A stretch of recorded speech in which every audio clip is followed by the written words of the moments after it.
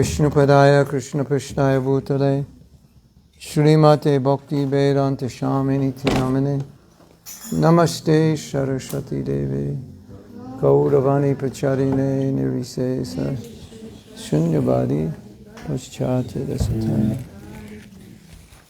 Today is the disappearance day of Srila Prabhupada. And as we discussed last night, because I came here to speak about the holy name, chanting the holy name, and its relation to self-care, well, we are going to try to intertwine both those ideas. So we have three ideas. Prabhupada's disappearance, the holy name, and taking care of herself. So, as we know, the spiritual master lives forever in his instructions. So, in a sense, the concept of disappearance is not a true concept. It's the physical disappearance, but not the disappearance of the spiritual master, who is not a physical being. But it's the physical manifestation that has disappeared. And we celebrate the disappearance in order to become closer. So Prabhupada said, if your association with the Guru is only physical, then you can only get it when both of you are physically present, and then after he leaves, that's not possible. So the only way you can get it is through hearing the instruction and following the instruction. And then Prabhupada said that the Guru and disciple live together eternally through this process. When I think of Srila Prabhupada, one of the things that stands out most for me was that he wanted us, all of us, to go back to Krishna. And as it's often said, Krishna wants us more than we want him. And I think we could say that about Prabhupada, that he wants us to go back to Godhead more than we even want. And if we could want to go to be Krishna conscious as much as Prabhupada wanted us to be Krishna conscious, that would probably solve all our problems, don't you think?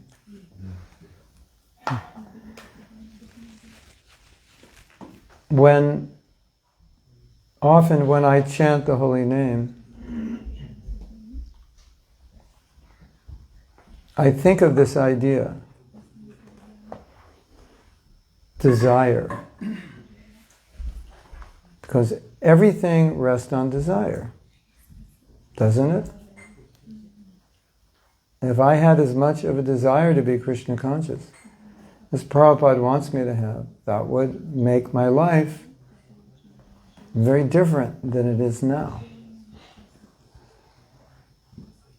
And so, when I'm chanting, I'm thinking about desire.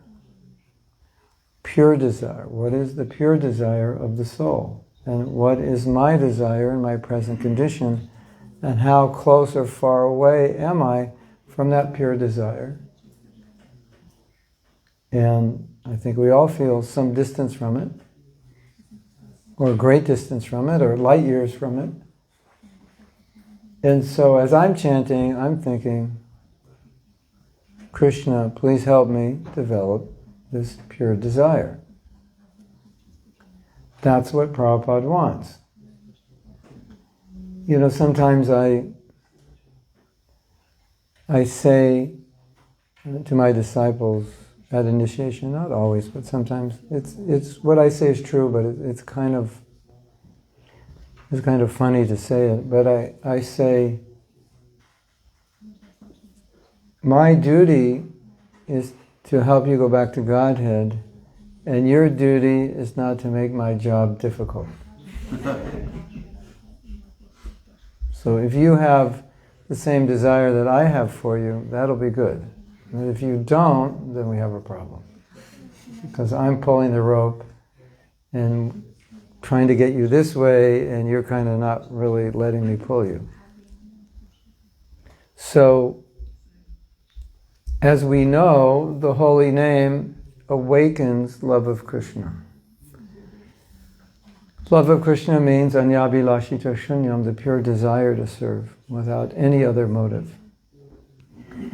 So when we're chanting, that's our target, that's our intention, this pure desire to serve without any motive, that's our intention. And when you do something, if you don't have a goal, then it's ambiguous. You know what the word ambiguous means? It's just like, where are you going? I'm not sure. Well, what are you doing? I'm driving. Why are you driving? Because I need to learn to drive. Okay, you just drive? You don't go anywhere? Do you have to go shopping or something? Oh yeah, I have to go shopping. Okay, let's drive to the store. Now I have a direction. So sometimes when we're chanting the holy name, we're just driving. You ever chanted japa that way? Just driving around. Yeah. There's a huge difference between being intentional and being ambiguous. There's a Chinese saying that says something like, if you don't know where you're going, you can never get there. Or if you got there, you wouldn't know that's where you're arriving. So I think we can take today as Prabhupada's disappearance day to meditate on what was his desire for us. Guru Mukha Padma Vakya Chitete Koriya Aikya. Aikya means one. What comes out of your mouth, Guru Mukha Padma Vakya, the lotus words out of your mouth. Chitete, my consciousness, Koriya, make Aikya one. Which means your desire, please let your desire be my desire. That's the goal. Let us make our desire Prabhupada's desire. Our desire Krishna's desire. So Prabhupada's desire is Krishna's desire. So we can focus on that. Prabhupada wants us to go back to Godhead in this lifetime. And you've probably heard different stories about Prabhupada saying, well, you can't have any material desire if you're going to go back to Godhead. You can't even have a desire for a sweet ball, your favorite sweet ball. Well, we could say your favorite sabji, favorite salad dressing, favorite vegetable. Like Prabhupada said that. He said you have to be desireless, which was a shock to all of us. Like, okay, I'm trying, but I do like cauliflower pakoras with tamarind chutney. And I don't know, even when I leave this world, maybe, that will keep me. Maybe I'll come back as a cauliflower. I don't know.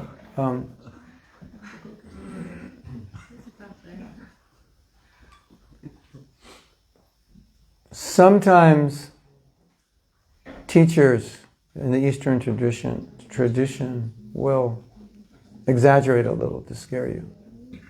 Because that's kind of scary, isn't it? Think that even when I'm leaving my body, I have a desire for that, date nut, carob, peanut butter with coconut sweet bowl that I've eaten every day for the last 470 years. I have to give up that also? Prabhupada's making a point. I think we should understand the point is that when you're a pure devotee, you only desire what Krishna desires. So you have no independent desire. Sweet ball, no sweet ball. It's not that you want it. You want what Krishna wants. Guru Mukha Padma Bhakya. Or, Dhyanachandra Goswami, it may have been his prayer, one of the meanings that he gave to the holy name is, please bring my heart closer to your heart. If my heart can be like your heart, that means that whatever you want is what I want. So, Hare Krishna, Prabhu, why are you chanting? If I don't chant, they won't feed me breakfast. You have a better reason? If you don't chant 16 rounds, you can't live in the temple. You have a better reason? If I don't chant 16 rounds, people will think I'm in Maya. I'll never get a good wife if I don't chant 16 rounds. Well, I have news for you. You might not get a good wife even if you do chant 16. I'll have to check your astrology for you. Yeah. And sometimes the answer to the question is, why are you chanting 16 rounds? Because that's my vow. And I would say to that is a qualified yes. I'm chanting 16 rounds because I made a vow or a promise, or because I live in the temple, I have to do that. But that's not the main reason you're chanting 16 rounds, is it? You're chanting 16 rounds to develop a pure desire to serve Krishna. And that is what love is. And that's what Prabhupada came to give us, and that's what Prabhupada is hoping we will take from him. And I saw this personally with Prabhupada, that he was so happy when we would take to Krishna consciousness. Maybe you've heard some lectures where Prabhupada would say, this Krishna consciousness movement is so nice. Chanting, dancing, feasting, philosophizing. You ever heard Prabhupada say that? And Prabhupada liked to ask devotees if you're happy. And if a devotee said, oh yes, Prabhupada, this Krishna consciousness is so nice, I'm so happy. That made Prabhupada so happy because that's what he came to give Krishna consciousness. It's like you cook a feast and nobody eats it. You serve it out and everyone just looks at the plate. You're not going to be happy, but if everyone's relishing the prasadam and give me seconds and thirds, you're the cook, you're like really happy. So it's the same with Prabhupada. He's come to give Krishna, and if somebody takes it, makes Prabhupada happy. Is Krishna consciousness blissful? The answer is yes, but someone may say, but Prabhu, Krishna consciousness is hard, and sometimes my mind and my senses. And I will say, yeah, but that's not Krishna consciousness. That's your conditioning. Krishna consciousness is blissful. I'm like, I don't know about you, where you're at. That's another thing. But But we all experience this, that when we have the time to have Sangha, we have the time to chant our rounds nicely, we have the time to hear and so forth, or there's a festival like Govardhan Puja. Today's another festival. When we do these things, we can see these things are blissful. Yes? Even if I'm not blissful, at least I can see this is blissful. Right? And most of what I've seen, the problems that devotees have is just they don't have the time or the mood or desire or consciousness to do those blissful things. But if they do them, it's blissful. And of course Prabhupada knew that because he was experiencing it and he was seeing that the devotees who did it became blissful. So I think it's important for us to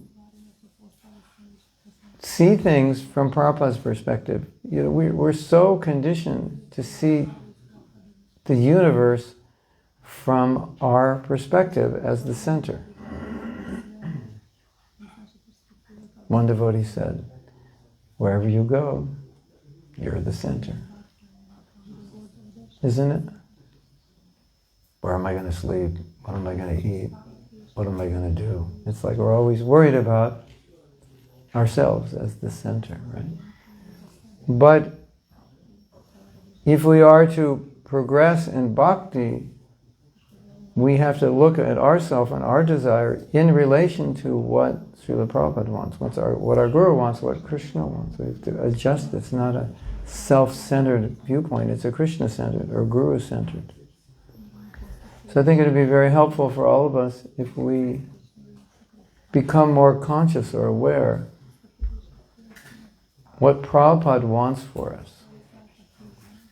Because it can be a huge impetus and very empowering. Like, I may not even want what is best for myself.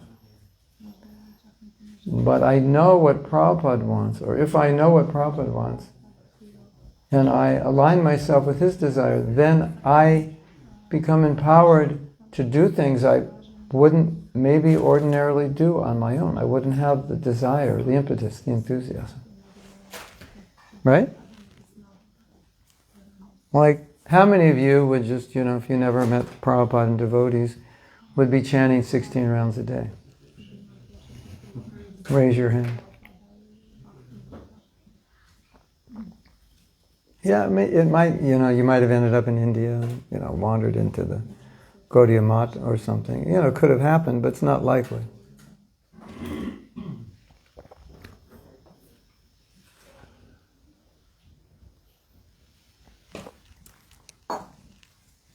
If there was a new rule in ISKCON that you only have to chant 4 rounds, how many of you would chant 16? Anyway, you may not know the answer, but you can think about the answer. Probably some days I wouldn't. We chant 16 because Prabhupada asked us to do it. And so, although we're chanting 16 rounds, because these rounds are really for us, it's really for our benefit. I mean, we are, as we talked last night, we are the losers if we don't chant well. But at the same time, we're doing it for Prabhupada, because Prabhupada wants us to be Krishna conscious. His job is to make us Krishna conscious. His job is to take us back to Godhead. So if I don't chant my rounds, and I don't chant them well, then I'm out of alignment with Prabhupada's desire and out of alignment with his mission, because his mission is for me to become a pure devotee. So that means when I'm chanting, I'm not in the clouds. I'm not thinking about what's for breakfast. Well, fortunately, today there's no breakfast, so you could think about what's for lunch. But that's kind of like eating before the deities eat, isn't it? If you think about what's for breakfast or lunch before it's offered, then it's like you've ruined the offering already. Sort of. So a lot of times we're chanting and we're really focused on finishing our rounds. That's like our goal. Isn't it? Looking at your watch, am I chanting fast enough? How much time is left? Will I finish my rounds? And that consciousness is kind of like, if I chant 16 rounds, then automatically everything just falls into place. And the rest of the day, it's kind of like, it's just going to be good. And that's not exactly true, because what if those are 16 rounds that are not really good? How would everything fall into place because of that? And how would the whole day be good just because of that? But when we think 16 rounds, that's the goal, and you just do it, and everything comes from that, it's not a correct understanding. It's 16 good rounds. Then it's true. Then you have a good day. Then everything goes well. But it's 16 good rounds. It's not 16 rounds to get 16 rounds done. There's a difference, right? So what is my intention when I'm chanting? Someone comes up to you while you're chanting japa and asks you, why are you chanting? You say, I made a vow to chant 16, that's why. That's not why. It's a secondary reason. What's the primary reason? I'm chanting to awaken my dormant love for Krishna. That's why I'm chanting. That's my purpose. That's my goal. That's what I'm trying to do.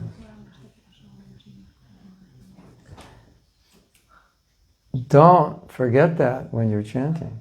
It's like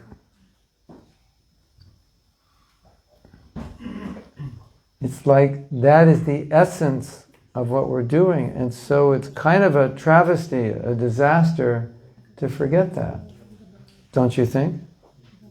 If that's like the goal and the purpose and the process and the meditation and the intention and where my heart is supposed to be at, and I'm just chanting. Okay, just chanting is okay, but it's not okay. That was not a mistake. I said it's not okay. And I'll explain why. If someone shows you how to do something and then you do it wrong, that's not okay. Because there's a way to do it that's proper. Now sometimes you can do something wrong and get a result, but you won't get the same result as you get from doing it right. Or you'll get a result, but it'll take you 10 times longer because you did it the wrong way. You ever have that experience? Something took a long time because you were not doing it the right way, or you never got the proper result because you never did it the right way. Right? So,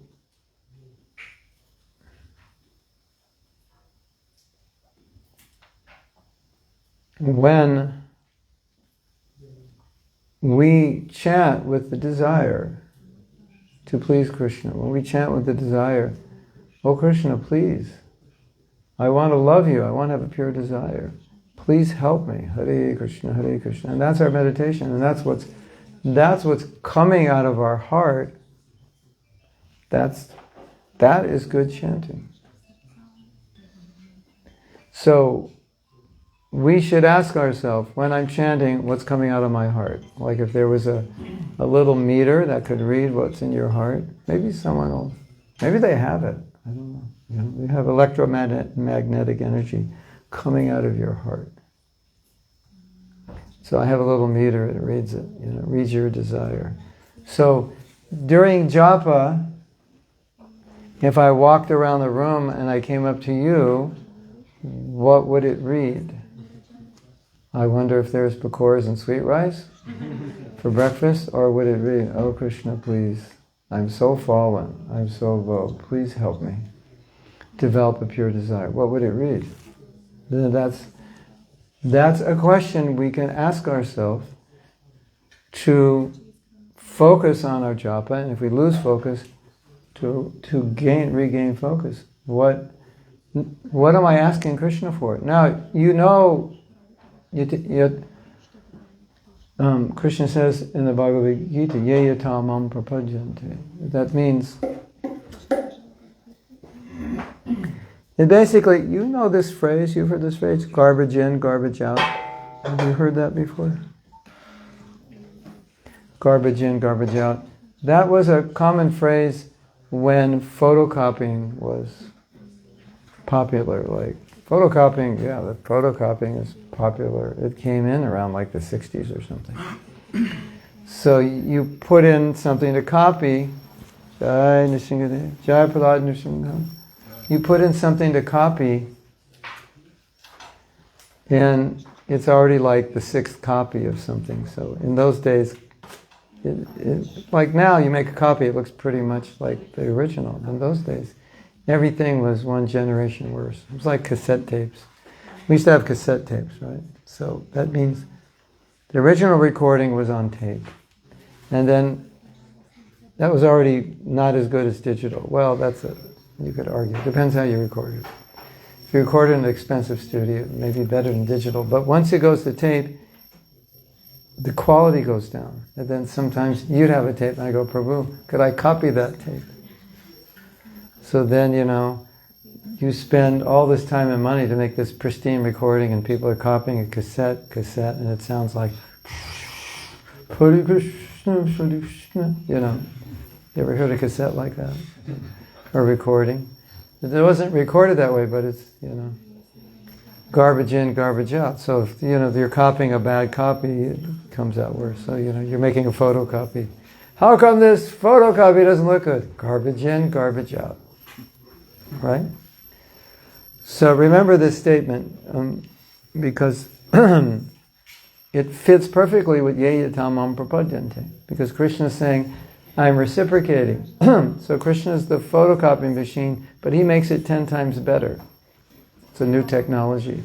You put in your cassette tape and it comes out even better than the original recording. It masters your cassette. It comes out 10 times. Krishna is the 10 times it, right? But how much is 10 times 0? For all of those who paid attention in your mathematics class. How much is 10 times 0? 0. So if you give Krishna no desire, then he can only 10 times no desire. Right? That's important, isn't it? I liken it to an investment. I found this new company, it promises could be the next Google. If you invest now, you could become a multimillionaire. How much do I need to invest? If you invest 1,000 now, in 10 years you could be a multimillionaire and retire, if this company makes it. How much you want to invest? I'll invest 0.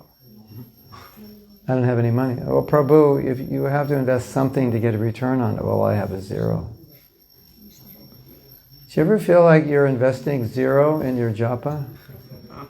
And you're looking at the end of 16 rounds for the returns and there aren't any? And I wonder why. It's like, was Krishna sleeping today in the holy name? No, I was sleeping, not Krishna. The holy name is always Krishna, it's always powerful. But it doesn't mean we're actually accessing the holy name properly. So, garbage in, garbage out. Shnik, shnik, ram, ram, in. What do you get back? Blah, blah, blah, blah, blah, blah, blah. Hari, blah, blah, blah, blah. Hari, hari, hari, blah, blah, blah, blah. What do you get back? Blah. I was giving the example in Cologne. I say, Prabhu, can you cook? And he's like, sure. Here's a cauliflower. Can you cook it? He goes in the kitchen. There's no spice, no salt, no ghee, no butter, no oil, just cauliflower. So he cooks the cauliflower and we all eat it. And what do we say? We say, blah. And he says, well, all you gave me was a cauliflower and no spice, no ghee, nothing. So I just steamed it and, I know it tastes like blah. And the cauliflower wasn't even organic, so it doesn't even have a taste. So it tastes like white water, basically. You ever had a cauliflower that tastes like white water? Yeah. You ever grow something yourself and you eat it and you're like, oh, that's what it's supposed to taste like? You ever have that experience? I didn't know. I thought it was supposed to taste like cardboard. So,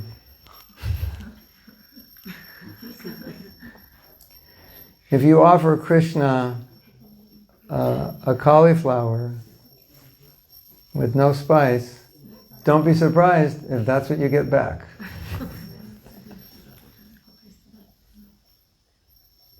But I will promise you that if you offer Krishna a cauliflower with spice and ghee and nice chants and a little cream on top, you're going to get back a nice sabji, right? So if you offer Krishna a holy name endowed with this desire to be pure, Krishna is going to reciprocate with that desire. So it's a very simple principle. You have to give some investment to Krishna.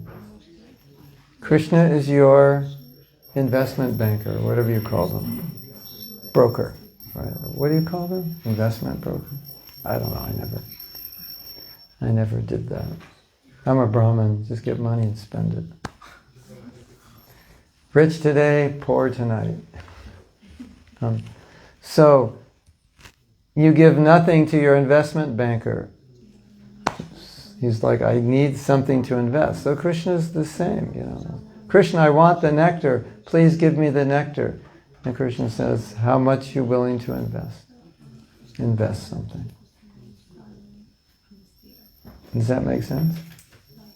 So you can think when you're chanting, I have to invest something more than just trying to get my rounds done. This is much deeper than that.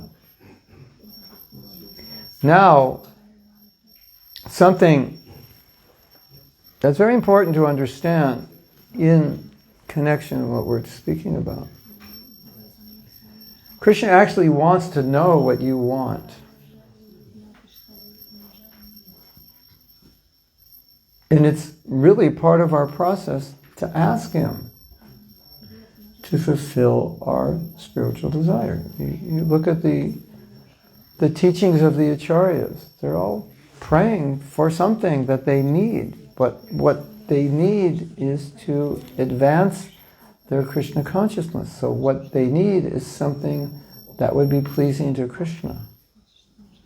And so they ask, please, give me your mercy. Bestow upon me the qualifications to be a devotee. Whatever it is they're asking for. It's to advance their devotional service. So Prabhupada once said, this is interesting, he said, when you chant the holy name, you're actually calling Krishna. Hare Krishna. Okay, so now you call Krishna, what do? Krishna comes and you go, oh, I'm sorry. I was like, nothing, I'm okay. I was just taking a little nap here. Hare Krishna. And the Prabhupada said, Krishna comes and asks, what do you want? And so you're chanting and there's nothing there. You're just calling Krishna and he's saying, what do you want? And you're like, 16 rounds is what I want. Hare Krishna, that's all I want. And then hopefully I get breakfast. The temple commander is okay with me. I did stay in the temple room the whole morning. So you can think also that when I'm chanting, I'm calling Krishna. Krishna comes, Radha and Krishna come, and they say, yes, you were calling me. What do you want?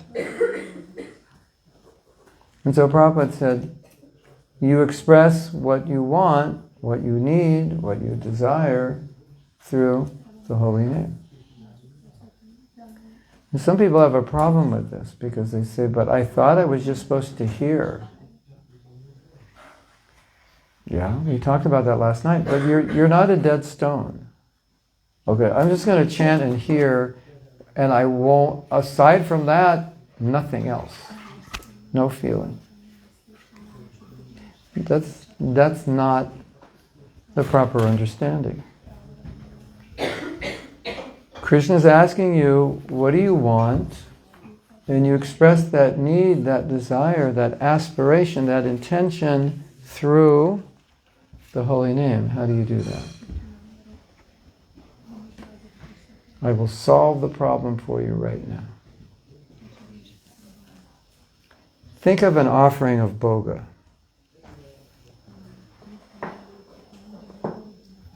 And you think you're offering dal rice and chapatis and daily sweet and whatever else you offer, a chutney. You think you're offering that.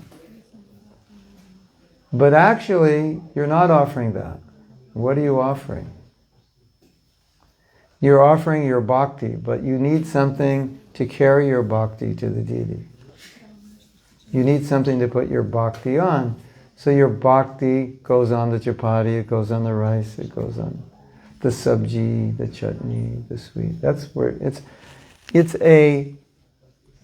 the offering, whether it's bhoga or incense or flame or whatever, it's a vehicle upon which you place your bhakti and then you can give your bhakti. Like if you give someone a present, that you put your love on the present and then you give the present. Right? So when we're offering to Krishna, we're not actually offering the bhoga per se, we're offering the love that the bhoga carries. And if the bhoga doesn't carry love, what does Krishna eat? He doesn't eat it. I don't like it. There's no love here. Like sometimes you just want to eat your mother's cooking, nobody else's, or maybe your wife's cooking, or maybe your husband's cooking, or maybe so-and-so Prabhu's cooking because you feel it's got so much bhakti in it. Patra pushpam padam toyam. We know this verse. You offer me a leaf, fruit, flower, water. Yo me bhakta prayachati. Tadaham bhakti uparitam. Yo me bhakta. Tadaham bhakti uparitam. Vishnami prayatatmana. So, if you offer me a leaf and you put love on it, put that salve of love, I'll eat it, I'll take it. That's a tulsi leaf. If you offer water, even water, like water's everywhere, at least it is now. I don't know about the future, but when Krishna spoke water, it means like water's everywhere. Tulsi is growing wild in so many places. So the point is Krishna is saying these things are not difficult to obtain, they're not expensive, but if you put your love on it, I'll accept it. All right? I think that's clear. We understand that, right? It's just so many things we do in bhakti are just vehicles to put our love on so we can offer to Krishna. It's almost like an excuse to put our bhakti on it. Does Krishna need to eat? Of course not. He allows us to cook for him so we can manifest our bhakti. Okay, now here's one of the most interesting things, interesting phenomena in our philosophy, I think. When we chant the holy name, we're offering Krishna his name. But if we don't put the love on the name, it's like offering the bhoga without the love. Isn't that interesting? Have you ever thought of that? It's so obvious that we never thought of it. Isn't it? It's like, oh yeah, I'm offering the holy name. Krishna says, offer whatever you offer with love. I'm offering the holy name. What are you putting on the holy name? Just the desire to finish chanting. I'll suffer it out every morning from 5:20 to 7:15. I'll just stay here and suffer because that's what you got to do to be a devotee. And I'm a good German, so I suffer in style. Ja, good. You guys are better at suffering than You're determined.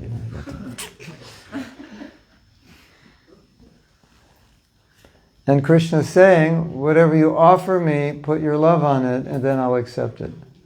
Now you might start thinking, we made a calculation in Cologne that the amount of time I've been a devotee, I've chanted 33,780,000 holy names. That's if you chant 16 rounds a day for 54 years, that's a lot of names, right? 33 million. And all of you, 1,726 times 30 times 12, that's a lot of just 1 year. It's a lot of mantras, right?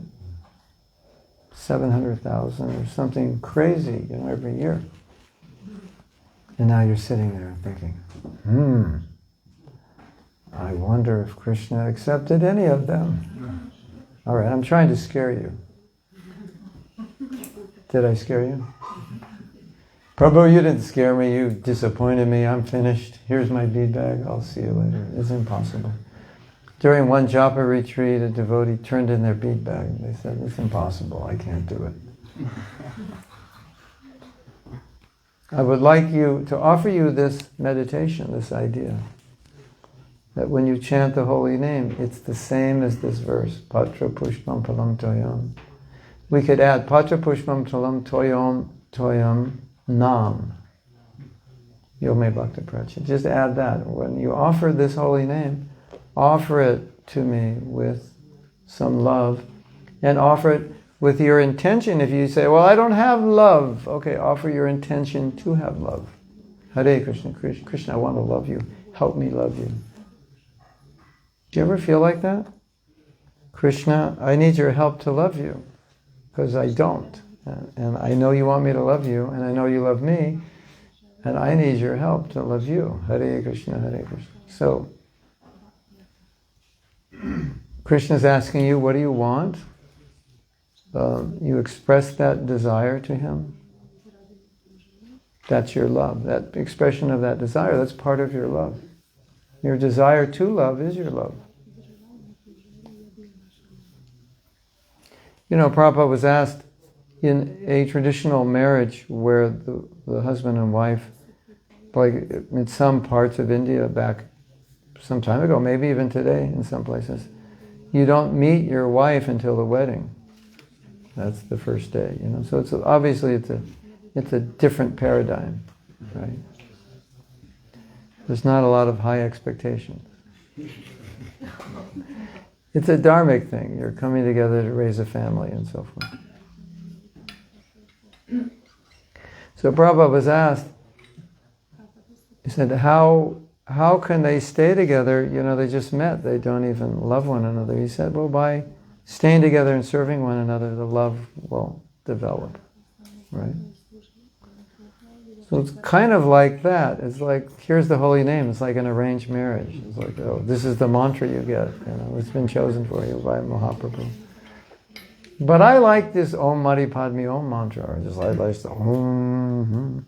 I like that better. No, here's your, this is who you're married to now. Right? So serve it, get to know it, chant it properly, and the love will develop for the holy name. That's how it works. So, we'll go back to the beginning, Prabhupada's disappearance day. His mission, he came here, he lived and died for us to get this nectar, the love of Krishna. That's what he wants for us. We want it for ourselves, hopefully, as much as Prabhupada wanted it. I'll say a little more about Prabhupada, and then I wanted to ask you how your japa went this morning. And if it didn't go well, that's okay. There's always tomorrow morning. And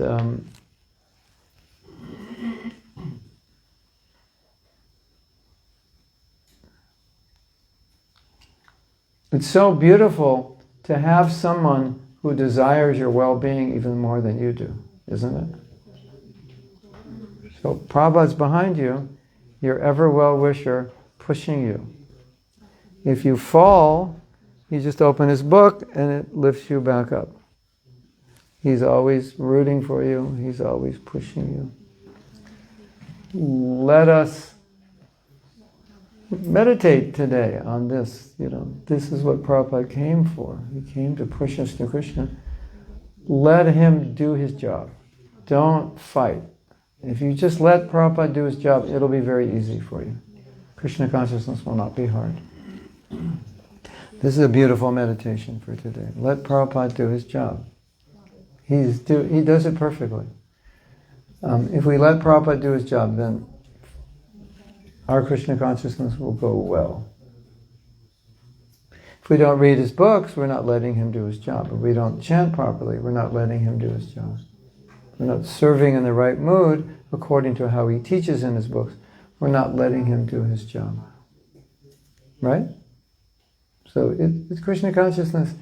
Sometimes Prabhupada would say it's like impossible, difficult.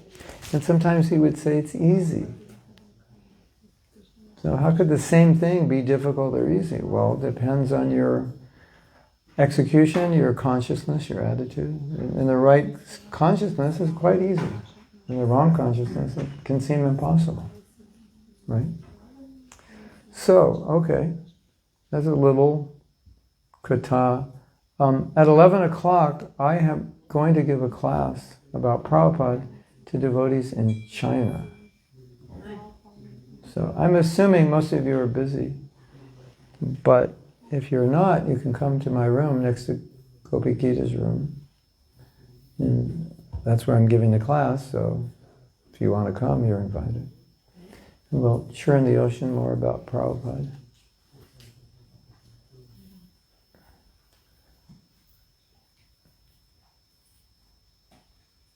So, it is said that traditionally the spiritual master is not glorified on his birthday, he's glorified on his disappearance day. And the reason is because, taking this literally, when he's disappeared, his life is over. Now you have his life to glorify. So they're taking it like, well, you're just born, we don't know what you're going to do. So disappearance day is a day to reflect on what Prabhupada has done and what he's done for us, what he's done for you personally and your relationship with him. I don't, as a disciple of Prabhupada, I don't see the difference between grand disciples and disciples. I think the grand disciples see the difference more than I do. Because you have Prabhupada's books. I have Prabhupada's books. You have Prabhupada's books.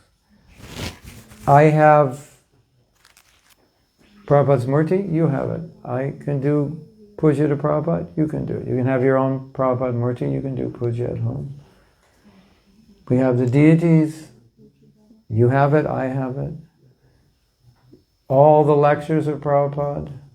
I listen to lectures sometimes. I'm like, oh, I was at that lecture when I was 22, and I'm hearing the lecture again. So that's special, of course. But it's not that you can't hear that same lecture that I heard, right? You can hear every lecture that I attended. I must have attended like 100 lectures of Prabhupada. You could hear all of those. I went on a few morning walks. You can hear all of those. I was in a few conversations in his room, in his garden. You could hear all those. You say, but Prabhu, you were with Prabhupada. That's true. It was special. But a lot of people were with Prabhupada who aren't devotees now. And you're devotees and you weren't even with him. So who's better off? Oh, I wish I would have met Prabhupada. Yeah. Well, some people met him and were so inspired that they could only be devotees in his presence. And when he left, they fell apart. So in one sense you could say, oh, I'm safer. Because I can only access Prabhupada in the most real way, through his service, through serving his mission, through hearing his instruction. I never had the opportunity to access him any other way. They did. and they couldn't access him when he wasn't present, and they fell away. Interesting, isn't it? Yeah. So, and I was saying in Cologne, I was saying, well, there's another thing that you have now that we didn't have. You have thousands and thousands of devotees, thousands of Prabhupada disciples who can help you understand Prabhupada better and help you understand his teachings better, which I never had when I was a young devotee.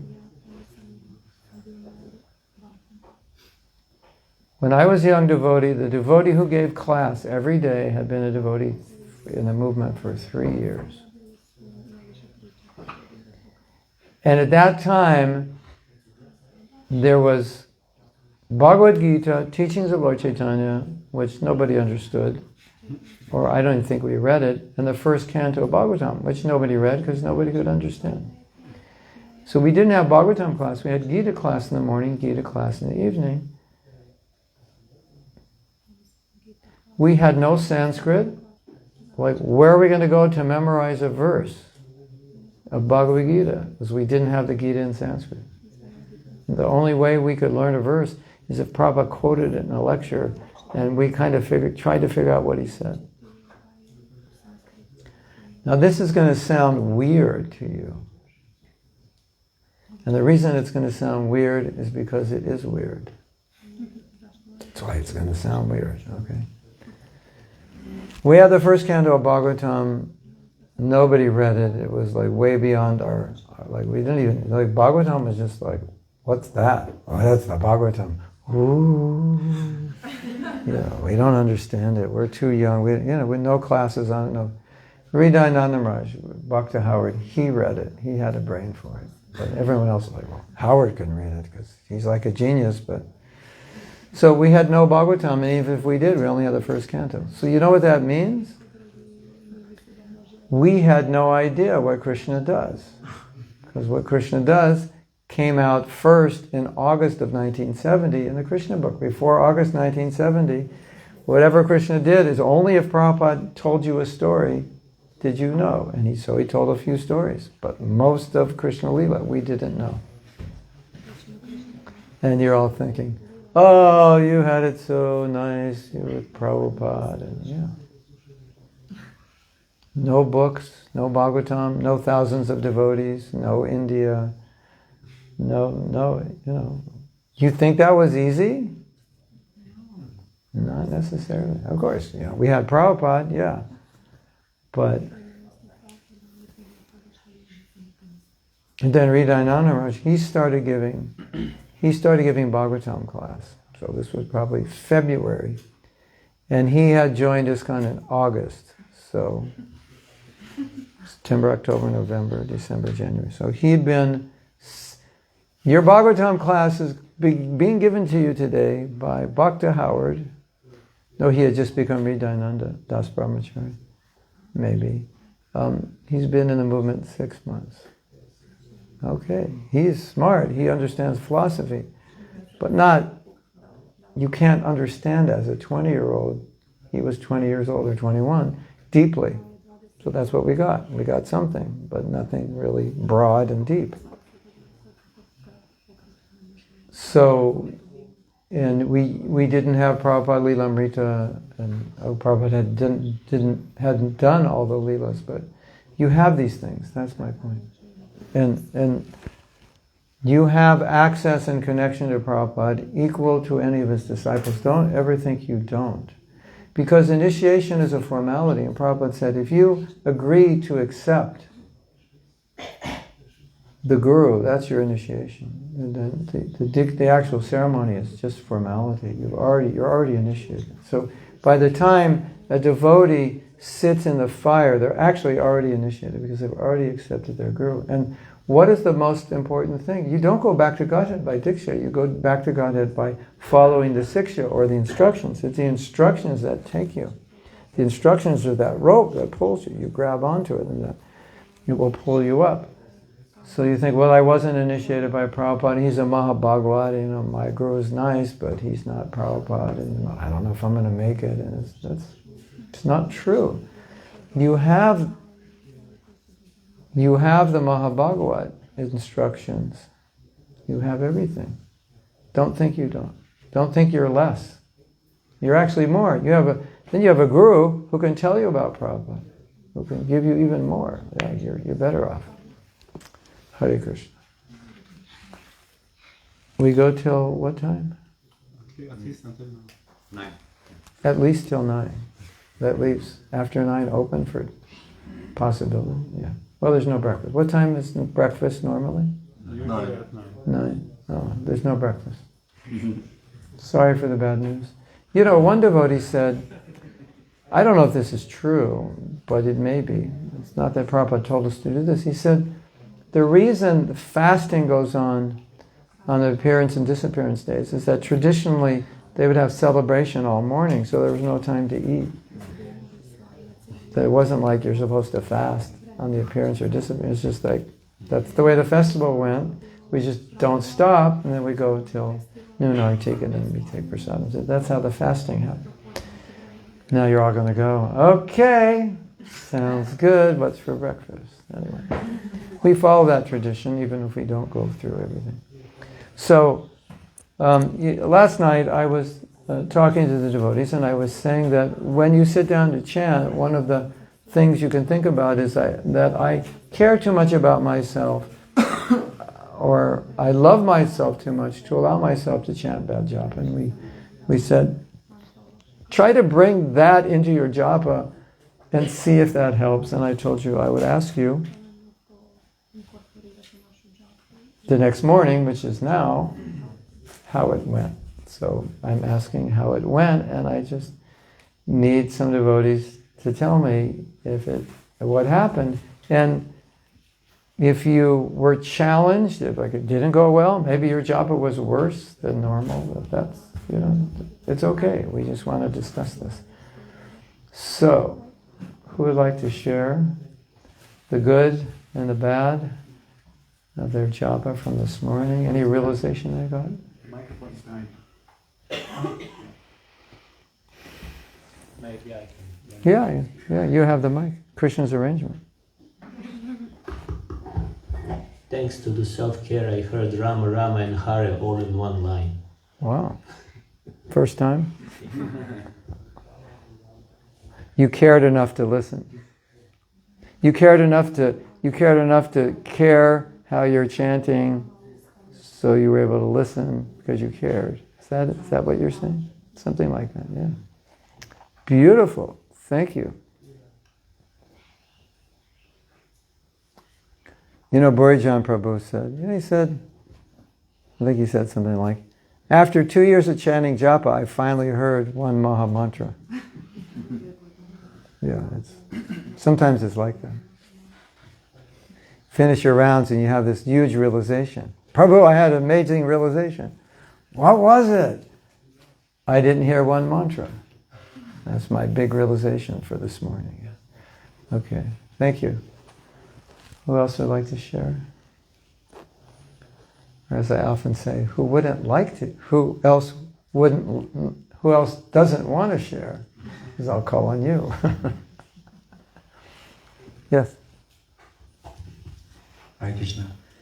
Yeah, so I guess I could say I had a nice start. Mm-hmm. But I was thinking a lot about what you said yesterday about 6 o'clock. So I was trying to prepare myself for the 6 o'clock. So I was sitting, focusing, and you were there next to me, so I felt inspired. Then 6 o'clock came and I started falling asleep, Yeah. So I had to stand up and walk, and then my mind started going everywhere, and yeah. You want to hear something interesting about 6 o'clock? This is a little lesson in conditioning. If something happens, like let's say every day at 6 o'clock or whatever it is, 6:10, you feel like your japa goes down and it's consistent, like it happens, then you expect that to happen.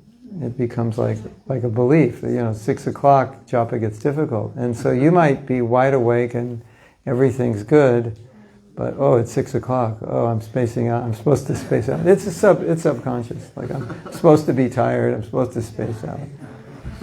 But okay, that's bad news, but there's good news that if you work through it, and so, week after week after week, when 6 o'clock comes, you're not tired, you break through that conditioning, then there is no 6 o'clock anymore, because it's not affecting you.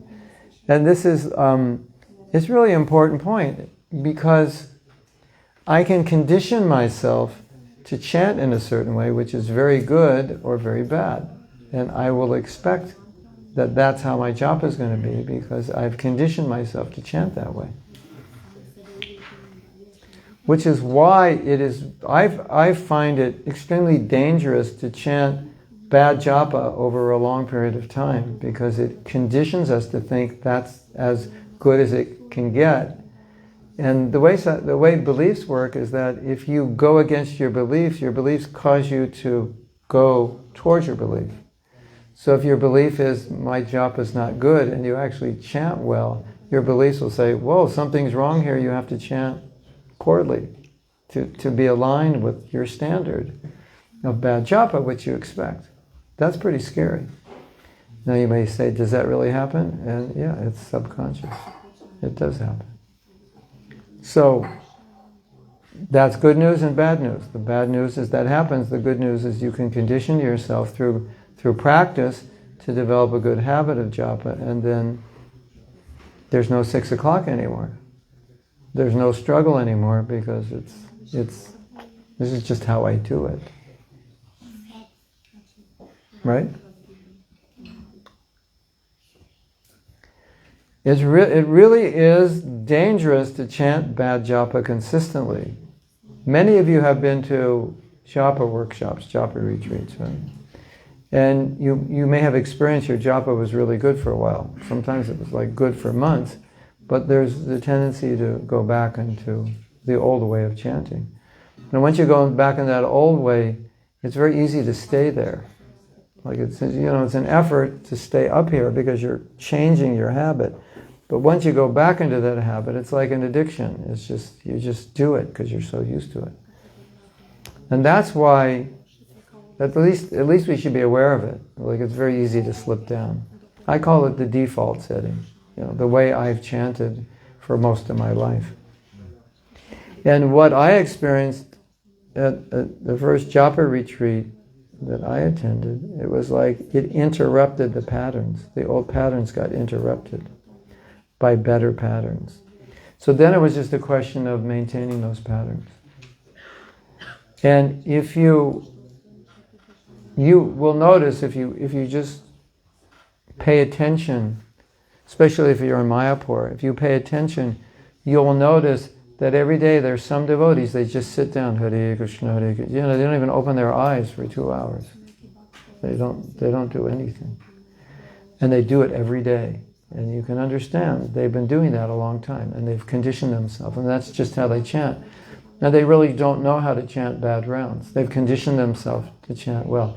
It's like if Jimi Hendrix reincarnated and came here. Jimi Hendrix was considered the greatest guitarist of the 60s, or maybe forever. And he said, Haribol, Jimmy, can you play bad guitar? Like, could you play like you're just like, you don't know how to play? You would find that difficult.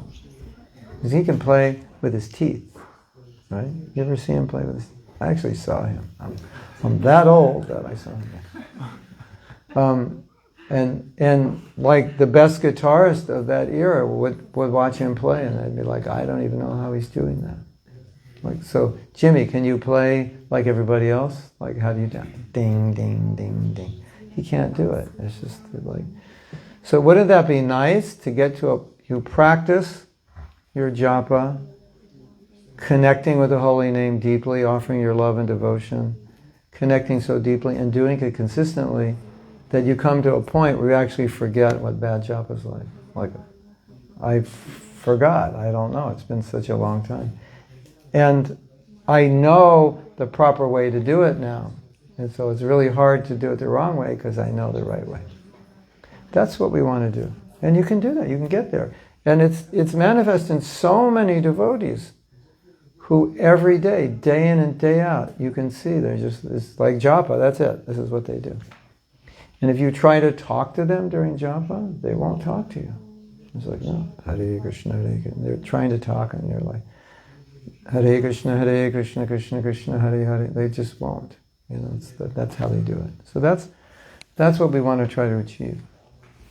Otherwise, we could run into the default, the 6 o'clock. The 6 o'clock demon. Living entities come out at 6 o'clock every morning. And they go,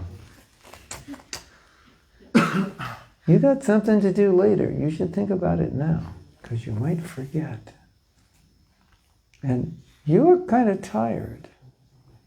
Maybe you should go out of the temple and get some air. And then you go out and get some air and end up talking to someone for half an hour. You ever done that? Krishna always does that to me. And I'm like, okay, there's no air in the temple. And I just got to get outside. And then someone talks to me for the rest of the japa period. Who else would like to share? Yes?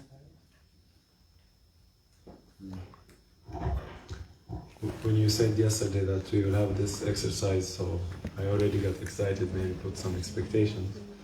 And when you mentioned that you know these minus 108 days, so I became kind of proud because the last couple of days or weeks I did not have a minus 108 day. So, and today, that was the day. Today was minus 108 because you were proud that you didn't have a minus 108? Is that what you're saying? By some divine arrangement, I was sleepy and tired and my mind was too passionate, but I kept remembering the exercise and I was thinking I care for myself too much, or I love myself too much, that I don't want to ever have a minus 108 day again. Yeah. Wow, that does happen. Thank you for sharing, because that's reality. You ever really try to chant good rounds, and the harder you try, the worse they get? You ever had that experience? What's going on? Sounds like a marriage, right? Harder I try to be nice, though, more my wife doesn't like me. So I'm trying. Here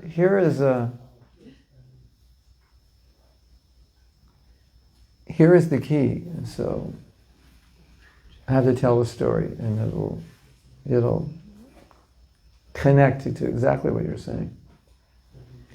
Guru Goswami told once that he was with Prabhupada, and he said, Prabhupada, it's really hard to control my mind when I chant. Is that an offense? And Prabhupada said, are you trying? And Guru Goswami said, yes, Prabhupada, I'm trying, but mind is not always controlled. And Prabhupada said, if you are trying, it's not an offense. Could you imagine that Krishna held you responsible for offenses that you were trying to avoid? It's like, well, maybe I shouldn't get out of bed because I can't always avoid offenses, even when I try to avoid them. So then later, after I heard the story, I read a statement by Bhaktisiddhanta, and he said, offensive chanting is you're chanting, but you're not trying to avoid the offenses. And then namabhas, or the second stage, is you're chanting and you're trying to avoid the offenses. He said, the effort to avoid the offenses is, even if you're not, is namabhas. So when you're at minus 108, in your quality of your japa, your last resort and only resort is just try your best and don't worry about what happens.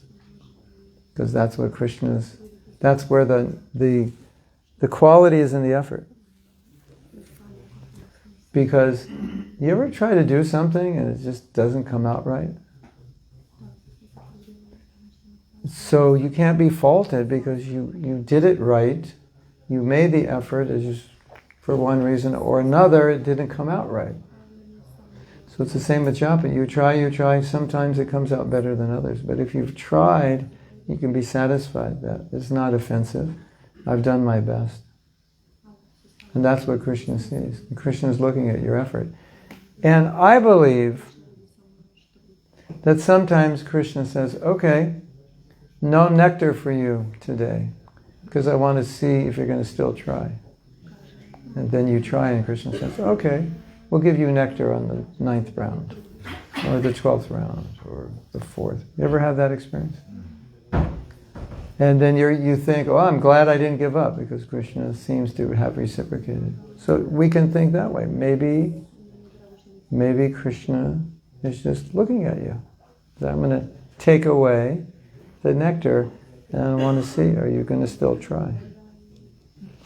And so if we remember that the real thing is trying, that's what distinguishes offensive chanting from namabhas.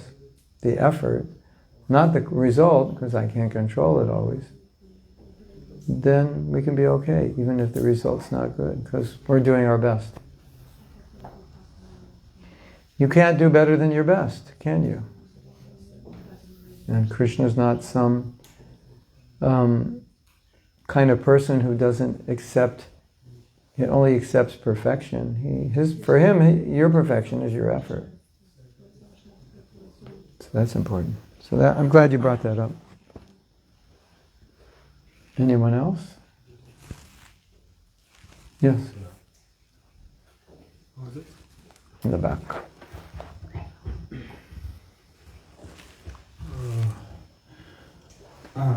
For me, it was one of my worst days. But it's not because of what you said. Like what you said was really good. It was because I struggled setting my priorities right. Mm-hmm. Just to give a better picture of it, like yesterday, I really wanted to do something nice for devotees, so I washed everyone's clothes I could wash and hang them up. And then I got really tired and fell asleep. So I was on a backlog for washing dishes, and I had to wash dishes until 12 o'clock. Oh. Then I was too tired to wake up. Yeah. I mean, I was still already up at 3 a.m. But then I was like, okay, if I stay up, I'll just fall asleep during Mangalarati or during chanting, so I just better rest. Yeah. And then I woke up at 7 and I was like, okay, now I'm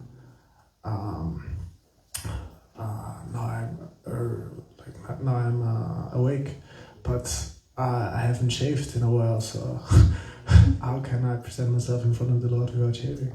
And then I missed the whole class. And now I'm here. I haven't even chanted one round except for listening to Kirtan. Yeah. What to do? Time to go disappear and chant your rounds. Find a closet, lock the door, and don't come out for 2 hours. Sometimes when you really try to do something well, it turns into a mess, doesn't it? And so we should be prepared for that. And you can think, all right, Krishna's wants to see how determined I am. Right? You can think like that. It's like Krishna's playing tricks on me now. I want to chant better, but this happened. It happens to me a lot. Something comes up at the wrong time. And something else is attached to that thing that comes up, and pretty soon so many things have come up, it's like, oh, why chant now? Just do the other things. And it's like Maya's just pulling me away. Because I think Maya's greatest weapon is to cause us to make offenses to the holy name. To cause us to chant in a distracted way. That's her greatest weapon. Because if we chant properly, she cannot control us. If we chant improperly, she can definitely do a number on us. So you can think like that also. It's like, I'm trying to chant better, and Maya's like, no, I'm not going to let you. And you have to tell Maya, yeah, I'm going to do it. Whether you try to divert me or not, I'm going to do it. And then Maya will say, okay, sounds good, I'll let you do it. We can see it like that. Prabhupada said, whenever you try to do something first class, it's going to be difficult. There'll be problems. If you try to do it third class, there won't be problems because your standard is lower. Third class. I'll just try to get my rounds done any old way. Third class japa. There's no obstacle because you're not setting any high intention. But when you try to do it first class, it's harder to do first class, so there's an obstacle, right? So we can expect those obstacles. But that's part of the price you pay to want to do something better. But it's okay. Keep going. There's later today. You can chant good rounds now, and tomorrow morning is another morning. Thank you. Yes? Thank you, Mahatma Prabhu, for the beautiful lecture. I would also just want to share. Actually, I was there with Theodore in the kitchen, but I managed somehow to get up.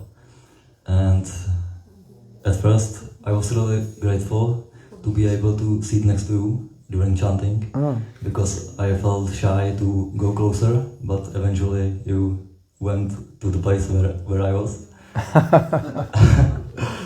But then at 6 also, the 6 o'clock demon came and I had to get up because I was falling asleep. And then I was just staying for a while before this painting of Lord Chaitanya and Sankirtan party, and I had one nice thought that I was thinking like about Srila Prabhupada and about the Guru Parampara and how it was. I tried to understand the feelings of Lord Chaitanya in the painting, because he has kind of like sad face, and I thought, or some thought came to my mind that for him it had to be actually real difficult to left his like dear devotees in this world when he left. So it was kind of my meditation during japa. Nice. You got rewarded for trying, right? Thank you. Hare Krishna. None of the ladies have shared. We have to give them a chance. And then one lady can share and then we'll end class. Yes?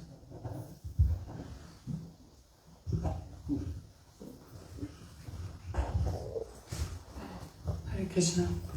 I found it very helpful when you said yesterday that the mind keeps us thinking we're too weak to chant.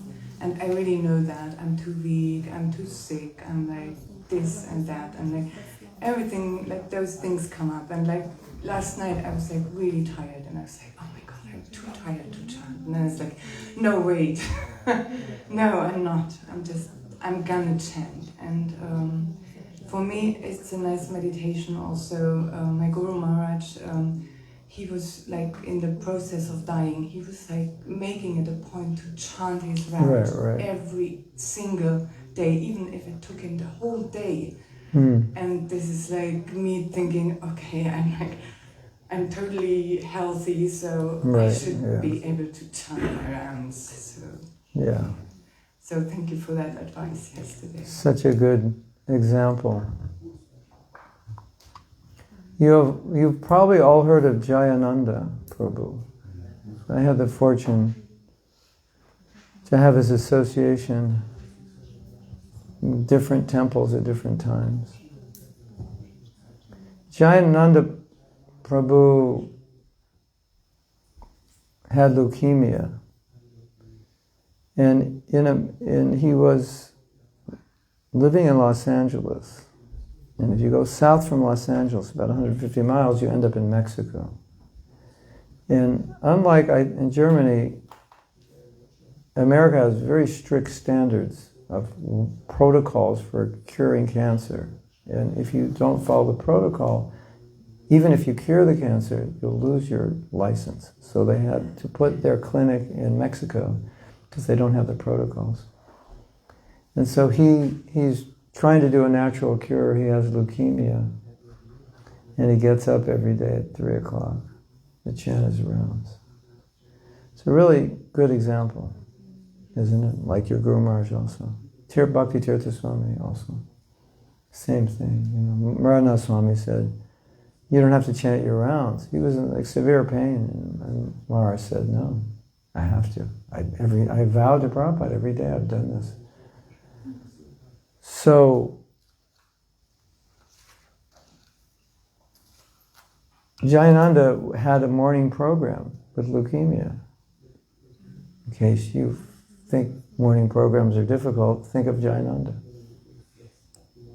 And one other thing that's very inspiring was that Jayananda was going around distributing books, and he was having a Bhagavad Gita class in the hospital, where he get patients to come in.